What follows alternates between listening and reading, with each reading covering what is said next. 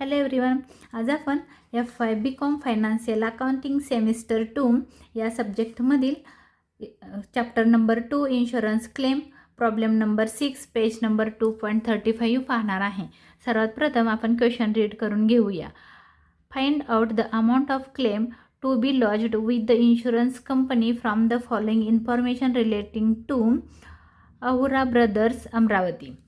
आपल्याला इन्फॉर्मेशन दिलेली आहे 2021, 22, 23ची आणि ही डेट ऑफ फायर जेव्हा आग लागली त्या डेटचं आपल्याला इथं ही डेट आग लागल्याची डेट दिलेली आहे. म्हणजे हे मेमोरंडम ट्रेडिंग अकाउंटला येणार आहे. हे ट्रेडिंग अकाउंटला, हे ट्रेडिंग अकाउंटला, हे ट्रेडिंग अकाउंटला आणि ह्याचं जे पोस्टिंग होणार आहे हे मेमोरंडम ट्रेडिंग अकाउंटला होणार आहे. तर ओपनिंग स्टॉक म्हणजे ही जे आपल्याला माहिती आहे ओपनिंग स्टॉक आहेत, परचेजेस आहेत, सेल्स आहेत, वेजेस आहे आणि क्लोजिंग स्टॉक ह्याचं पोस्टिंग आपल्याला करायचं आहे. ड्युरिंग द इयर 2023 म्हणजे हे year the closing stock include goods. आता नीट बघा काय सांगितले. क्लोजिंग स्टॉकमध्ये included goods purchased but not recorded ₹5,000. म्हणजे काय झालेलं आहे 5,000 रुपयेचा माल आपण विकलेला आहे. इयर कोणता आहे तर 2023ला. तो क्लोजिंग स्टॉकमध्ये इन्क्लूड आहे बट परचेजमध्ये रेकॉर्ड केलेला नाही. म्हणजे परचेजमध्ये तुम्ही 5,000 रुपये लिहायला विसरलेला आहात. मग तुम्हाला काय करायचं आहे 5,000 रुपीज परचेजेसमध्ये इन्क्लूड करायचे आहेत. तर इथं जे 90,000 आहेत ह्याला आपण स्टार करूया. 2023च्या परचेजेसमध्ये हे इन्क्लूड होतील कारण ते क्लोजिंग स्टॉकमध्ये इन्क्लूड आहेत बट परचेजमध्ये इन्क्लूड नाही आहेत. म्हणजे आपली टोटल खरेदी 90,000 नाही तर 90,500 आहे. तर कारण ही मंथ एंडिंगला किंवा मार्च एंडिंगला आपण परचेजेस करतो आणि ते बुक्स ऑफ रेकॉर्डमध्ये एंट्री केलेली नसते म्हणून आपण त्याला एंट्री करायची आहे. म्हणजे हे अनरेकॉर्डेड परचेजेस आहेत, हे परचेजेसमध्ये ॲड होतील.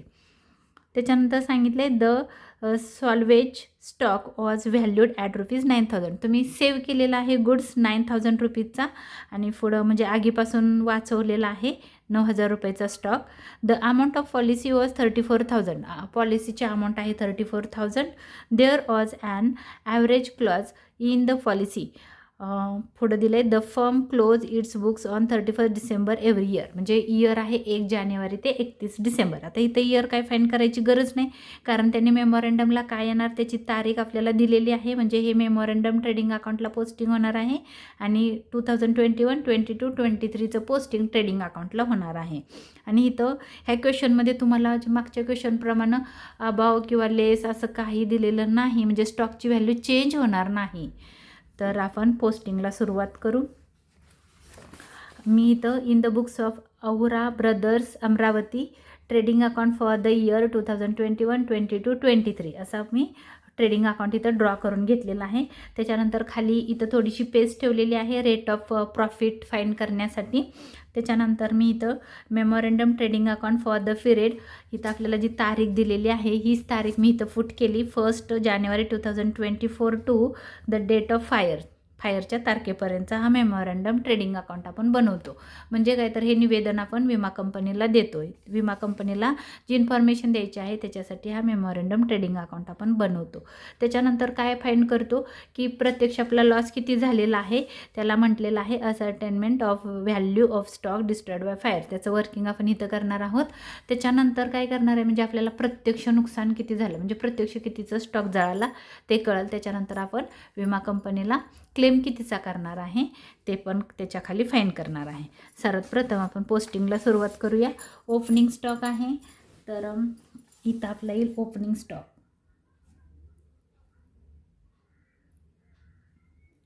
ओपनिंग स्टॉक आता opening stock as it is येणार आहे. व्हॅल्यू चेंज होणार नाही हे लक्षात घ्या कारण इथं अबाव किंवा लेस असं काही दिलेलं नाही. ओपनिंग स्टॉक आहे 15,000. 2021ला आहे ओपनिंग स्टॉक 15,000. त्याच्यामध्ये खाली लिहिणार आहोत टू परचेजेस लेस रिटर्न्स.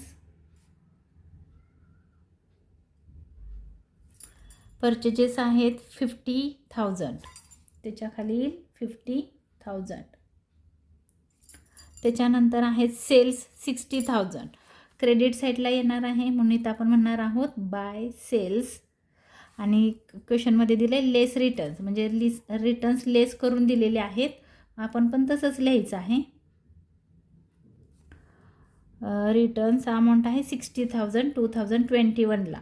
इथं लिहिलं मी 60,000. त्याच्यानंतर क्लोजिंग स्टॉक दिलेला आहे 20,000. मी इथं लिहिणार आहे बाय क्लोजिंग स्टॉक.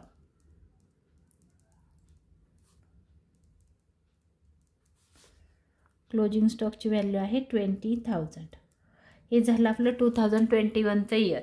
आता इथला जो क्लोजिंग स्टॉक आहे तो नेक्स्ट इयरचा 2022चा ओपनिंग होतो. म्हणजे जो क्लोजिंग आहे 2021चा तो 2021ला ओपनिंग होणार आहे, म्हणून हा 20,000 इथं येईल. 20,000 ओपनिंग स्टॉक. त्याच्यानंतर 2022ला परचेजेस आहेत 75,000. त्याच्यानंतर सेल्स आहेत 80,000 आणि क्लोजिंग स्टॉक आहे 40,000. आता हा 2021चा क्लोजिंग स्टॉक आहे तो 23ला काय होईल, ओपनिंग होईल. मग आपण ओपनिंग स्टॉक कुठं लिहितो, ह्या साईडला लिहितो. हा जो क्लोजिंग स्टॉक आहे 2022चा तो 2023ला ओपनिंग होईल, म्हणून आपण इथं लिहिणार आहोत 40,000. 2023चे परचेजेसला पण स्टार केलं आहे. त्यांनी सांगितलं आहे 90,000 हे परचेजेस आहेत, पण अनरेकॉर्डेड 5,000 आहेत. म्हणून टोटल किती झाले तर 95,000 झाले, हे लक्षात घ्या.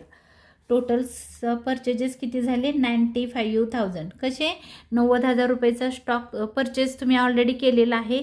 त्याच्यानंतर 5,000चं पण परचेजेस केलेलं आहेत, पण ते अनरेकॉर्डेड परचेजेस आहेत, म्हणून आपण परचेजेसमध्ये ॲड केलेला आहे, म्हणून झाले 95,000.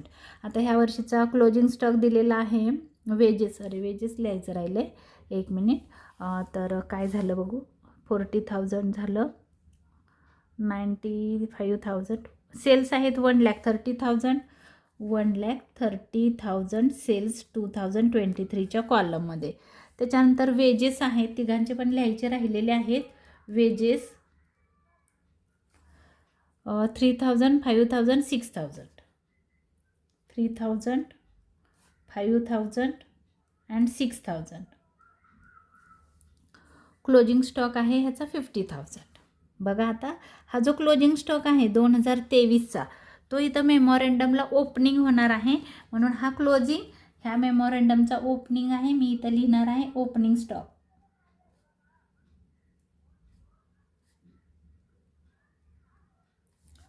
$50,000. तर मेमोरेंडमचे परचेजेस दिलेले आहेत 60,000. आपण इथं लिहूया परचेजेस लेस रिटर्न्स.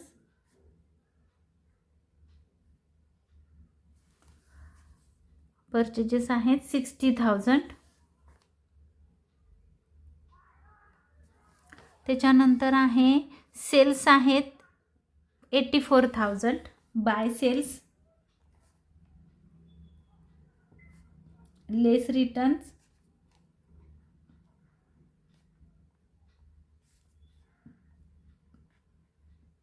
84,000. त्याच्यानंतर वेजेस आहेत 4,000. वेजेस डेबिटला असतात कारण ते एक्सपेन्सेस आहेत.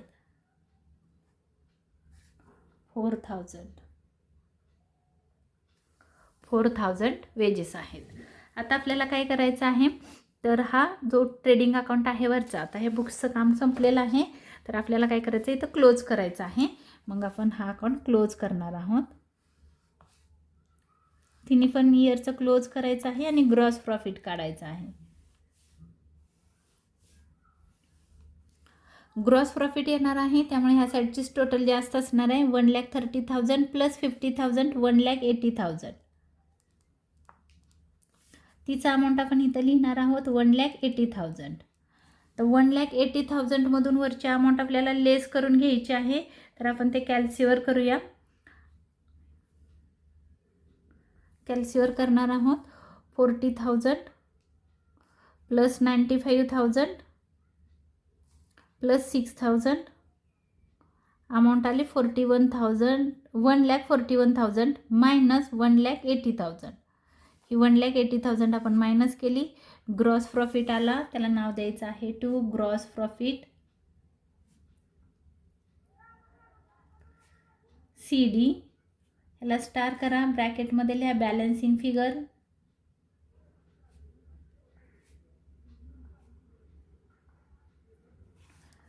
ह्या वर्षीचे आहे, इथं लिहा 39,000. आता आपण नेक्स्ट इयरचं करू. 8 आणि 4 12, 1,20,000. 1,20,000 क्रेडिटची टोटल आहे. त्याच्यातून आपण डेबिटची टोटल 2022 एकच इयर बघायचं, चुकून 21-22ला 22-23 मिक्स करू नका, इयर नीट बघा. तर अमाऊंट आहे 20,000 प्लस 75,000 प्लस 5,000, टोटल झाले 1 लाख आणि मायनस 1,20,000. हीच टोटल आपण इथं पण लिहिलेली आहे, मायनस 1,20,000.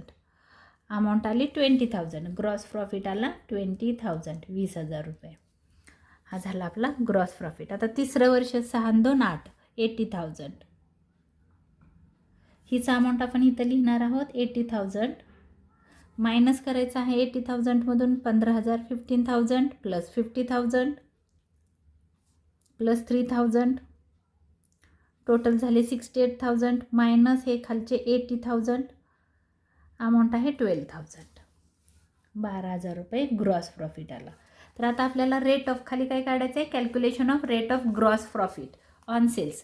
तर फॉर्म्युला आहे gross profit divide by sales into 100. तर आपल्याला 3 वर्षाचा काढायचा आहे. हा फॉर्म्युला झाला. इथं आपण इयर टाकू 2021, इथं 2022 आणि इथं 2023. 3 वर्षाचा आपण फॉर्म्युला फाईंड करणार आहोत. तर हा इयर आहे आणि इयरचा आपण काढणार आहोत. तर बघूया कसं येतं.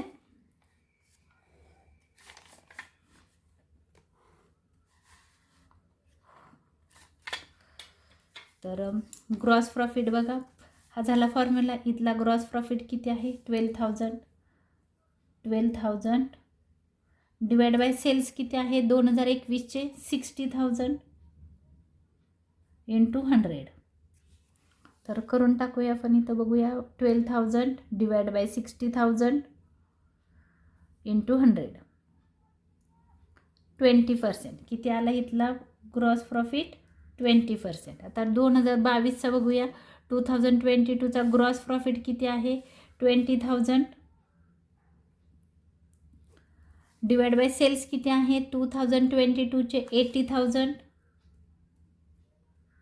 इंटू 100. 20,000 divide by 80,000 into 100. 25%, 25%. आता 2023चा बघा ग्रॉस प्रॉफिट किती आहे 39,000. सेल्स किती आहेत 1,30,000 इंटू 100. करून बघूया 39,000 डिवाइड बाय 1,30,000 इंटू 100. 30%. किती आलं 30%. तर आपल्याला ॲव्हरेज काढावा लागतो. खाली आपण म्हणणार आहोत average of gross profit.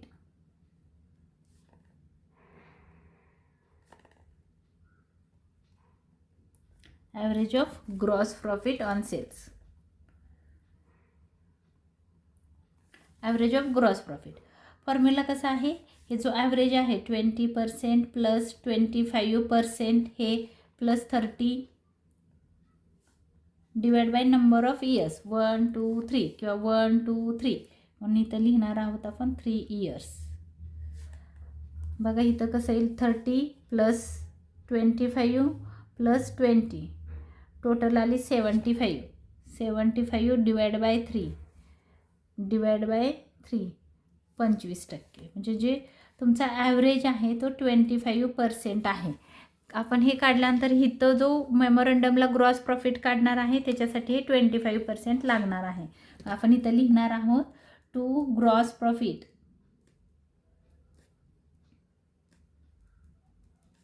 CD. ह्याला स्टार करायची गरज नाही आहे, ब्रॅकेटमध्ये लिहिणार आहोत 25% on sales. That is to say किती अमाऊंट आहे 84,000वर 25%, 84,000 इंटू 25%. तर आपण इथं काढूया 84,000 इंटू 25%. अमाऊंट आली 21,000. ग्रॉस प्रॉफिट आला 21,000. आता आपण ह्याला क्लोज करूया. इथं किती अमाऊंट येते बघू. 21,000 प्लस 4,000 प्लस 60,000 प्लस 50,000 टोटल आलेले आहे 1,35,000. तीच आपण इथं लिहिणार आहोत 1,35,000. ह्याला डबल अंडरलाईन करा. 1,35,000. इथं लिहा by closing stock.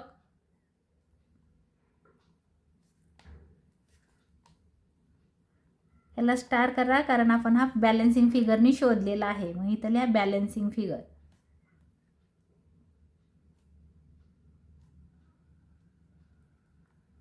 Balancing figure. आता बॅलन्सिंग फिगर कसं आहे, ह्याच्यातून मायनस करायचं आहे. 84,000 आला 51,000.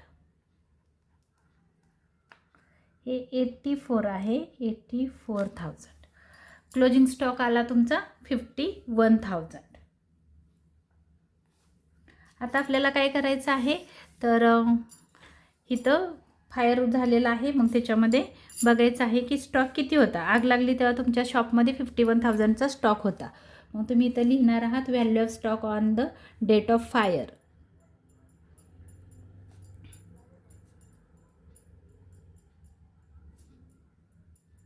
On the date of fire.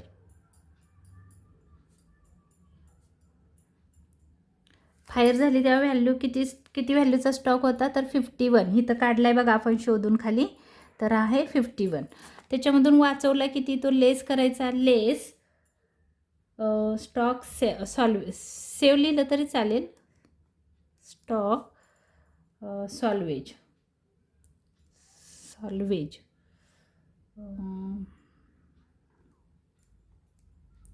आपण क्वेश्चनमध्ये बघू किती सेव्ह केलेला होता. मला वाटतंय सेव्ह केलेला आहे 9,000. किती केलं आहे, 9,000. 51,000 मायनस 9,000, 42,000चा प्रत्यक्ष लॉस. 42,000. त्याला म्हणायचं आहे स्टॉक डिस्ट्रॉयड बाय फायर.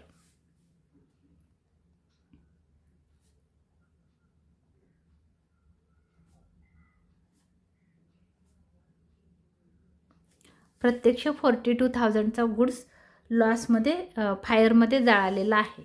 त्याच्यानंतर आपल्याला खाली कॅल्क्युलेशन करायचं आहे की विमा कंपनी आपल्याला किती नुकसान भरपाई देणार आहे ते.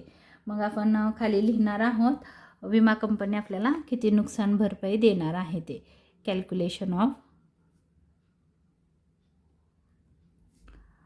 Insurance company claim. काय लिहिले बघते. Application on the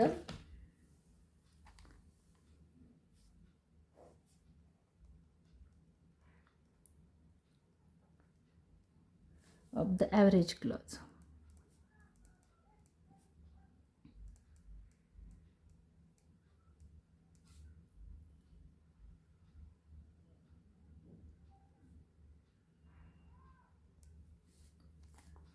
Claim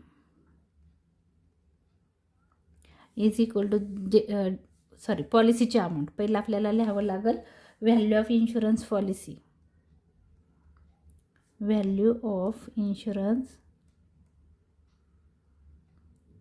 policy divide by हे लिहायचं आहे किती आगीमध्ये किती गुड्स जळाला. व्हॅल्यू ऑफ स्टॉक इथं नाव लिहिलेलं आहे बघा on the date of fire.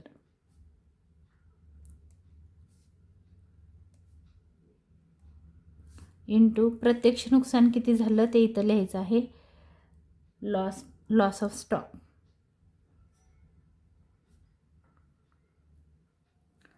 तर पॉलिसीची अमाऊंट आपल्या क्वेश्चनमध्ये इथं आहेच बघा.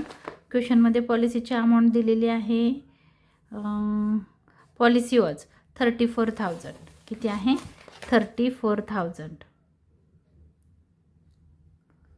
डिवाइड बाय प्रत्यक्ष जळाला किती? 51,000चा. लॉस कितीचा झाला? 42,000चा. मग आपण इथं काढूया. 34,000 डिवाइड बाय 51,000 इंटू 42,000. अमाऊंट आली 28,000. म्हणजे क्लेम कितीचा मिळणार आहे आपल्याला? म्हणजे नुकसान भरपाई 28,000. खाली लिहायचं आहे आपल्याला अमाऊंट ऑफ क्लेम.